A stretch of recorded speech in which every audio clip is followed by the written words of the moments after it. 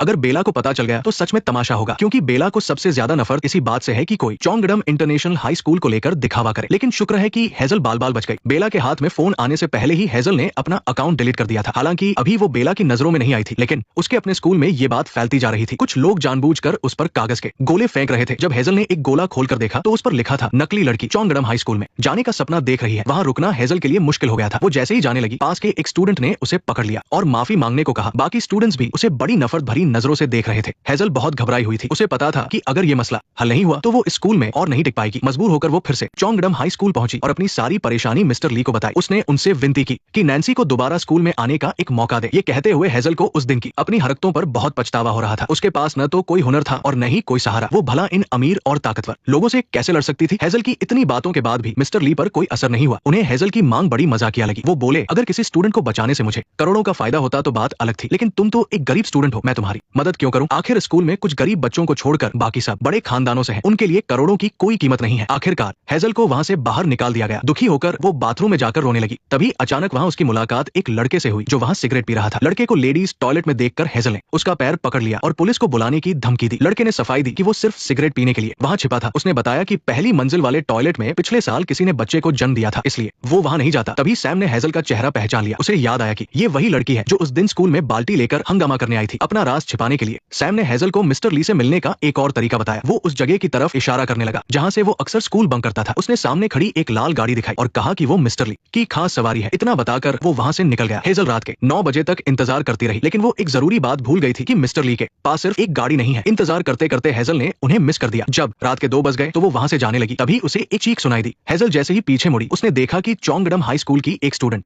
वहां गिरी पड़ी थी। हेजल को एहसास हुआ कि ये वही लड़की है जिससे वो बाथरूम में मिली थी। वो लड़की भी एक गरीब परिवार से थी। हेजल ने ऊपर छत की तरफ देखा तो उसे किसी की धुंधली सी परछाई दिखाई दी। बिना कुछ सोचे हेजल तुरंत उस लड़की को लेकर हॉस्पिटल भागी। जल्द ही मिस्टर ली को भी इस बारे में पता चल गया, लेकिन उन्होंने आदेश दिया कि ये बात बाहर नहीं जानी चाहिए। वो इसे एक हादसा बताकर रफादफा करना चाहते थे ताकि स्कूल की बदनामी न हो। अगर इसे महज एक हादसा बता दिया जाए तो दुनिया के सवालों से बचा जा सकता था। हेजल को चुप कराने के लिए मिस्टर ली ने उसे स्कूल में एडमिशन देने का लालच दिया। अगले ही दिन वो हेजल के घर पहुंचे। उन्होंने न केवल उसे स्कूल आने का न्योता दिया, बल्कि उसके लिए स्कूल की यूनिफॉर्म भी तैयार रखी थी। हेजल ने इस मौके को हाथ से नहीं जाने दिया और जो कुछ देखा था उसे छिपाने के लिए राजी हो गई। मिस्टर ली ने न केवल हेजल को चोंगडम हाई स्कूल में एडमिशन दिया, बल्कि उसकी दुश्मन नैन्सी को भी वहां बुला लिया। ये सब देखकर मालकिन बहुत खुश हुई। उसे लगा कि हेजल की जरूर कोई बड़ी पहुंच है। उसने अपनी पुरानी बातों के लिए माफी मांगी, सारे केस वापस ले लिए और शुक्रिया के तौर पर लाखों रुपए नकद भी दिए। देखते ही देखते हेजल के बारे में सारी गलत बातें इंटरनेट से हटा दी गई। हेजल को पहली बार अमीरी का एहसास हुआ। उसने अपनी पार्ट टाइम नौकरी छोड़ दी और अपनी सहेली के साथ जमकर दावत उड़ाई। अगले दिन वो पूरे जोश के साथ स्कूल पहुंची। जब वो अपनी पुरानी क्लास में गई तो स्टूडेंट्स को अभी तक ये नहीं पता था कि वो चोंगडम हाई स्कूल जा रही है। वो उसे जाते हुए देखकर उसका मजाक उड़ा रहे थे। तभी एक स्टूडेंट को पता चला कि हेजल को स्कूल से निकाला नहीं गया, बल्कि उसका तबादला चोंगडम इंटरनेशनल हाई स्कूल में हुआ है। ये खबर सुनते ही सबकी बोलती बंद हो गई। सब हैरानी से उसे खिड़की से जाते हुए देख रहे थे। उधर चोंगडम हाई स्कूल में उस हादसे को लेकर टीचर बच्चों को समझा रहे थे, लेकिन इन अमीर बच्चों को कोई दिलचस्पी नहीं थी। वो अपनी धुन में मगन थे। टीचर ने कहा कि हमें ध्यान रखना होगा कि फिर ऐसा हादसा न हो, लेकिन बेला को टीचर की बातों की कोई परवाह नहीं थी। वो उनकी बात अनसुनी करके क्लास से बाहर निकल गई। सच तो ये था कि उस रात के हादसे में सबसे बड़ा हाथ बेला का ही था। वो स्कूल की बेताज रानी थी और उसकी मर्जी के बिना वहाँ पत्ता भी नहीं हिलता था। उसकी बदतमीजी और लोगों को परेशान करने की आदत से तंग आकर कुछ दिन पहले ही किसी ने उसकी शिकायत कर दी थी। स्कूल ने इसके लिए एक जांच कमेटी भी बनाई, लेकिन बेला के रसूख के आगे सब बेकार था। उसके चमचे उसके बदले खुद सजा भुगतने को तैयार रहते थे। यहाँ तक कि स्कूल भी उसके परिवार की ताकत से डरता था। आखिरकार बेला के खिलाफ वो जांच बंद कर दी गई, लेकिन बेला अब उस शख्स को ढूंढना चाहती थी जिसने उसकी शिकायत की थी। उसके गुंडों ने कुछ सीधे साधे स्टूडेंट्स को स्विमिंग पूल के पास इकट्ठा किया। वहाँ वो लड़की भी थी जो छत से गिरी थी। बेला को गुस्से में देखकर एक लड़के ने खुद ही इल्जाम अपने सिर ले लिया और उसे स्कूल से निकाल दिया गया। लेकिन असल में शिकायत उस लड़की ने की थी जो छत से गिरी थी। बेला ने उसे कई बार जलील किया था। अब उन दोनों के बीच क्या पुरानी दुश्मनी थी ये तो वक्त ही बताएगा। घर लौटकर हेजल ने अपनी नई यूनिफॉर्म पहनी। अब उसे लग रहा था कि वो सच में कोई रानी है। वो इसी यूनिफॉर्म में एक बड़े मॉल पहुंची और बिना सोचे समझे लाखों के जूते खरीद लिए। जाते वक्त दुकानदारों ने उसे झुककर सलाम किया। बेझिझक शॉपिंग करना उसे बहुत अच्छा लग रहा था, लेकिन तभी उसे महसूस हुआ कि कोई उस पर नजर रख रहा है। जैसे ही वो अपना सामान लेकर निकलने लगी, एक टोपी वाली औरत उससे टकरा गई। वो औरत अपना सामान उठाकर वहां से चली गई। हेजल ने देखा कि उसका सामान गंदा हो गया है। जूते ठीक सलामत थे, लेकिन तभी उसे बैग के अंदर एक पर्ची मिली। उसे देखते ही उसके होश उड़ गए। उस पर लिखा था, किसी की जान लेकर पहनी गई ये यूनिफॉर्म तुम पर बिल्कुल अच्छी नहीं लग रही। हेजल को समझ आ गया कि ये उसी औरत ने किया है। वो उसे ढूंढने के लिए वापस भागी, लेकिन वो औरत कहीं नजर नहीं आई। तभी उसे याद आया कि उसके जूते तो बाथरूम में ही रह गए हैं। जब वो वहां पहुंची तो उसने देखा कि एक औरत वही जूते पहनकर बाहर निकल रही है। वो और कोई नहीं बल्कि बेला थी। हेजल को अभी उसकी पहचान नहीं पता थी। उसे लगा कि वो जूते चुराने वाली चोर है। हेजल ने उसे जोर से आवाज हंस दी। बेला ने जब उसकी यूनिफॉर्म देखी तो उसे हंसी आ गई। हेजल को अंदाजा नहीं था कि वो किससे उलझ रही है। बेला ने हेजल के मुंह पर टिश्यू पेपर फेंक कर मारा और उसे भिखारी कहा। हेजल ये सब सहने वाली नहीं थी। उसने बेला के बाल पकड़ लिए और उसे अच्छा सबक सिखाया। बेला भला उसका मुकाबला कैसे करती। हेजल ने उसे जमीन पर पटक दिया और जबरदस्ती अपने जूते वापस ले लिए। इसके बाद वो जूतों को दोबारा पैक कराने के लिए दुकान पर गई। उसने रसीद भी दिखाई, लेकिन दुकानदारों ने नया बैग देने से मना कर दिया। उन्होंने कहा कि ये कीमती सामान है, नया बैग चाहिए तो पैसे लगेंगे। हेजल ने सोचा कि वो एक बैग के लिए फालतू पैसे खर्च नहीं करेगी। उसने एक प्लास्टिक के थैले में जूते लपेट लिए। उधर बेला जब चेहरे पर चोट के निशान लेकर घर पहुंची तो नौकर उसे देखकर हैरान रह गए। बेला के मन में अब सिर्फ एक ही बात थी, कल स्कूल में उस लड़की को देख लूंगी। अगले दिन हेजल चौंगडम हाई स्कूल पहुंची। वहां की शानो शौकत देखकर वो दंग रह गई। स्कूल में गोल्फ कोर्स से लेकर शानदार स्विमिंग पूल तक सब कुछ था। वो इतनी हैरान थी कि उसके पैर ही नहीं चल रहे थे। लेकिन उसे नहीं पता था कि उसकी शामत आने वाली है, क्योंकि उसने स्कूल की सबसे ताकतवर लड़की बेला से दुश्मनी मोल ली थी। उधर क्लास में बेला के साथ ही आपस में बातें कर रहे थे। एक लड़के ने अपनी सहेली को लाखों का डायमंड नेकलेस गिफ्ट किया था। तभी बेला गुस्से में वहां आई। वो दोनों समझ नहीं पाए कि आखिर किस बदकिस्मत ने उसे इतना गुस्सा दिलाया है। बेला बस कल वाली लड़की को ढूंढकर उससे बदला लेना चाहती थी। दूसरी तरफ एडमिशन लेने के बाद हेजल की मुलाकात सैम से हुई। सैम भले ही एक अमीर लड़का था, लेकिन उसका स्वभाव बाकी बच्चों जैसा बदतमीज नहीं था। वो स्कूल के कायदे कानूनों की वजह से वहां काम कर रहा था। सैम उसे सब समझा ही रहा था कि तभी एक लड़के ने हेजल का हाथ पकड़ लिया। वो स्कूल के मालिक का बेटा शॉन था। वो उसे अपने साथ ले जाने लगा। सब हैरान थे कि आखिर वो इस मामूली सी लड़की में क्या देख रहा है। सैम ने उसे बचाने की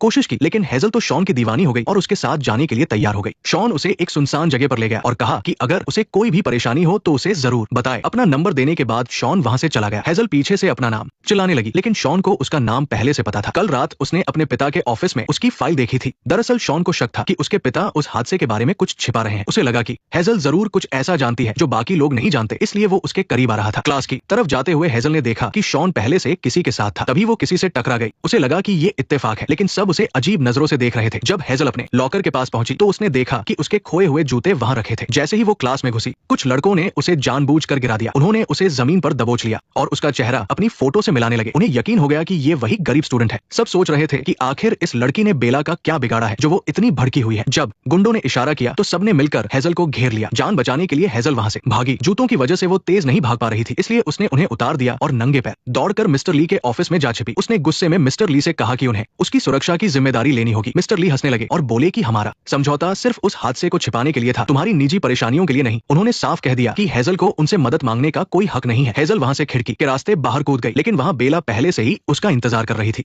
हेजल को अब भी अंदाजा नहीं था कि बेला स्कूल में कितनी ताकतवर है। वो उसे नजरअंदाज करके जाने लगी। बेला ने सिर्फ एक इशारा किया और दर्जनों स्टूडेंट्स वहां जमा हो गए। हेजल ने वहां से निकलने की कोशिश की, लेकिन पकड़ी गई।